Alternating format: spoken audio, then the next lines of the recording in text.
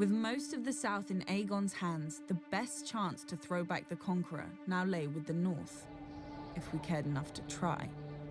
Unlike our southern rivals, the Stark Kings of Winter didn't forge the north into one kingdom for glory or gold. There is little of either here, but to survive. Alone in Westeros, the north remembered when worse than dragons lay waste to armies.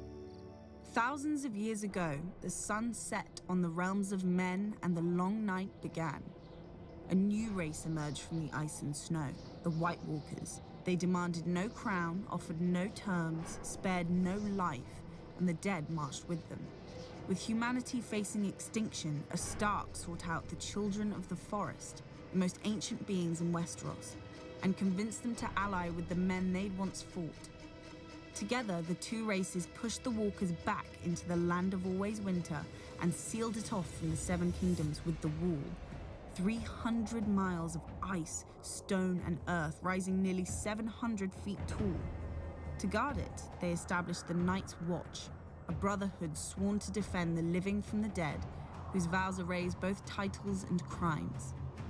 After the long night, the North tried to forget it belonged to a continent, perhaps through pride, perhaps through sheer ignorance. You never can tell with the North. But as news of Aegon's dragons spread, Torrhen Stark, the King of Winter, knew he couldn't forget Westeros any longer and summoned his lords to Winterfell. Many fools shrugged off the threat, while the rest placed wagers on how long the South would take to burn. Torrhen silenced them with a command to assemble their armies and descend from the north in force. As the kings of the Rock and the Reach burned on the field of fire, the greatest northern force since the Long Night crossed the neck into the Riverlands.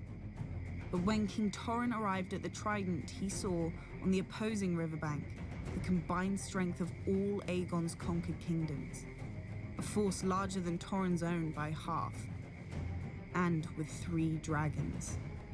That night, King Torrhen called a conference of all his lords and advisors. Some wanted to fight and trust northern valor to carry the day and burn on the Trident.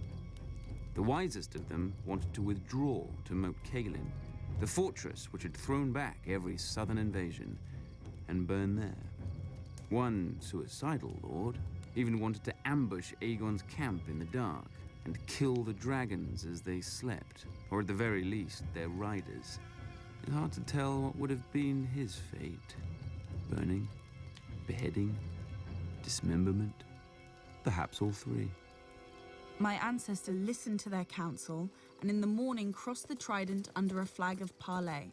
Then King Torrhen of House Stark laid his ancient crown at Aegon's feet and was named Lord of Winterfell and Warden of the North. And the king who knelt. He had no choice, and thanks to him, our soldiers returned to their homes whole and unharmed.